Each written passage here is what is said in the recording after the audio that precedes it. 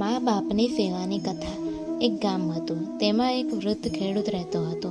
તેની પત્ની પણ વૃદ્ધ હતી. તેમને 4 દીકરાઓ હતા. ચારેય દીકરાઓને પરણાવેલા હતા. ચારેય દીકરાઓ વારાફરતી મા બાપની અલગ થઈ જુદા રહેતા હતા. ખેડૂત અને તેની પત્ની વૃદ્ધ હોવાથી કંઈ કરી શકે તેમ ન હતા. છતાં રગડદવડ કરી તેઓ બંને પોતાનું પેટીયું ભરી લેતા. તેઓ દીકરાઓને અને વહુઓના ઓશિયાળા થવા માંગતા ન હતા. એવામાં પુરુષોત્તમ માસ આવ્યો. એટલે ખેડૂતે પોતાની પત્નીને કહ્યું, આપણે કોઈ એક દીકરાની ભેગા રહીએ અને પુરુષોત્તમ માસનું વ્રત કરીએ. પત્નીએ હા પાડી. એટલે તેઓ મોટા દીકરાને ઘેર આવ્યા. મોટા દીકરા અને તેની વહુએ તેમને આવકાર આપ્યો. વાત વાતમાં ખેડૂતે જણાવ્યું, પુરુષોત્તમ માસ આવ્યો છે, એટલે અમે 1 મહિનો તમારે ત્યાં રહીશું, વ્રત કરીશું, કથા વાર્તા સાંભળીશું અને પુરુષોત્તમ ભગવાનનું ભજન કરીશું. જ્યાં 1 મહિનો રહેવાની વાત આવી એટલે મોટા દીકરા અને વહુનું મોં વાંકું. તેમણે કહ્યું, અમારે ત્યાં સુવાની સગવડ નથી, તેથી તમે નાનાને ત્યાં રહો. ખેડૂત અને તેની પત્ની ત્યાંથી ઉઠીને તેનાથી નાનાને ત્યાં ગયા. તેમને મા બાપ ઘણા દિવસે આવ્યા છે જાણી આવકાર આપ્યો. જ્યારે 1 મહિનો રહેવાની વાત આવી એટલે ત્યારે તેમણે પણ ગલ્લા તલ્લા કરી તેનાથી નાનાને ત્યાં રહેવા જવા જણાવ્યું. મા બાપ ત્રીજા દીકરાને ત્યાં ગયા. ત્યાં પણ તેવી જ પરિસ્થિતિ થઈ. છેવટે કંઈક નિરાશ વદનને તેઓ સૌથી નાનાને ત્યાં ગયા. નાનું સમજુ અને વિવેકી હતો, તેથી તેની વહુ પણ સમજુ હતી. તેમણે પોતાને ત્યાં મા બાપને રાખ્યા. દરરોજ ડોસા ડોસી નદીએ નહીને સ્નાન કરી કથા વાર્તા સાંભળીને ઘેર આવતા. નાની વહુ તેઓના હાથમાંથી તેમના ભીના કપડાં લઈ દરવાજા ઉપર રાખતી. દરવાજા પાછળ એક કોઠી હતી. વૃદ્ધાવસ્થાને લીધે તેઓ ભીના કપડાં બરોબર નીચવી શકતા નહીં, તેથી તેમાંથી પાણીના ટીપા નીતરીને કોઠીમાં પડતા. ઘરનાને કોઈને ખબર નથી કે આ પાણીમાં ટીપા મોતીના દાણા બને છે. ડોસા ડોશી એકટાણું કરતા, તેથી નાના દીકરાની વહુ દરરોજ જુદી જુદી જાતનું જમવાનું બનાવીને સાસુ સસરાને ખવડાવતી અને પાસે બેસી પંખો નાખતી. આ જોઈ ડોસા ડોસીની આંતરડી તેમને આશીષ આપતી. એમ કરતાં કરતાં પુરુષોત્તમ માસ પૂર્ણ થવા આવ્યો. ડોસા ડોસીએ 2-4 બ્રાહ્મણોને જમાડી કંઈક દાન દક્ષિણા આપી તેનું ઉજવણું કરવાનું વિચાર્યું.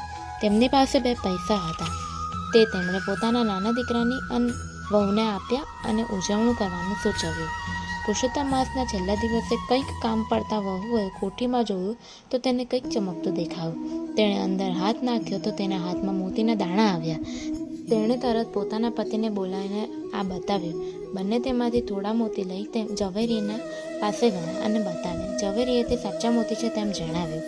તેમણે તેમાંના થોડા મોતી વેચી રોકડ રકમ લઈ ઘેર આવ્યા. મા બાપના પ્રતાપથી અને પુરુષોત્તમ ભગવાનની કૃપાથી આ બધું થયું તેમ તેમણે માન્યું. તેમણે પોતાના મા બાપને આ વાત કરી.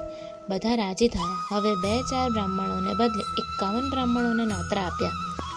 પોતાના ભાઈ ભાભીઓને પણ જમવા બોલાવ્યા. સગાવાલાને પણ જમવા બોલાવ્યા. સારી રીતે ઉજવણું કરવામાં આવ્યું. 51 બ્રાહ્મણોને પણ સારી દક્ષિણા આપી. 3 ભાઈઓ અને તેમની વહુઓ ભેગા થઈને આપસમાં વાતચીત કરવા લાગ્યા કે નાના પાસે આટલી બધી સંપત્તિ આવી ક્યાંથી? ચોક્કસ આમાં કંઈક ઘોટાળો છે. તેઓ તરહેતરના તર્ક વિતર્ક કરવા લાગ્યા. સૌથી મોટા વહુએ ધીમે રહીને નાની વહુને પૂછ્યું, આ તમે ઉજવણું તો ભારે ધામધૂમથી કર્યું, પણ તેના પૈસા આવ્યા ક્યાંથી? નાની વહુએ બધી વિગતવાર વાત કહી. આથી 3 મોટી વહુઓને પસ્તાવો થયો. તેમણે નક્કી કર્યું કે હવે પછી પુરુષોત્તમ માસ આવે ત્યારે અમે મા બાપોને અમારે ત્યાં રાખીશું. 3 વહુઓ પુરુષોત્તમ માસની વાટ જોવા લાગી. પાછો પુરુષોત્તમ માસ આવી પહોંચ્યો. 3 વહુઓ સાસુ સસરાને રાખવા લડવા લાગી. છેવટે બધાએ મળીને નક્કી કર્યું કે સૌથી મોટો દીકરો મા બાપને રાખે અને છેવટે જે મોતી મળે તેમાં 3ને ભાગ રહે તેમ ગોઠવ્યું. મોટા દીકરાની વહુએ પુરુષોત્તમ માસના પહેલા જ દિવસે મા બાપને કહી દીધું, તમે નદીએ સ્નાન કરીને આવો એટલે તમારા ભીના કપડાં અમને આપી દેજો. તેને બહુ નીચવશો નહીં. મા બાપ વિચારવા વહુ જેમ કહે તેમ કરવા તૈયાર હતા. હવે દિવસો વીતવા લાગ્યા. વહુ લાલચની મારી મા બાપને સાચવવાનો દોડ કરતી હતી.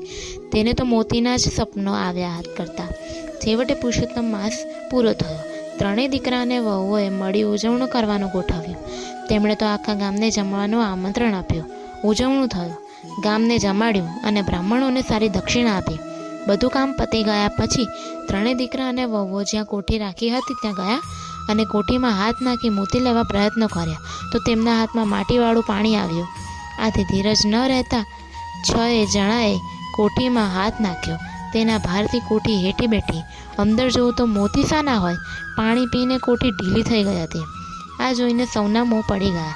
દીકરાઓ અને દીકરાની વહુઓ ડોસા ડોસી ઉપર ખીજા અને કહેવા લાગ્યા, તમે નાનાને ત્યાં સરખી રીતે પુરુષોત્તમ માસ નાયા હશો અને અમારે ત્યાં કપટથી નાયા હશો?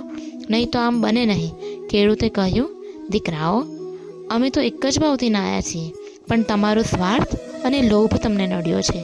ભગવાન તો બધુંય જાણે છે. તે કોઈનાથી છેતરાતો નથી, પણ આપણે જ છેતરાઈ જઈએ છીએ. બોલો પુરુષોત્તમ ભગવાનની જય.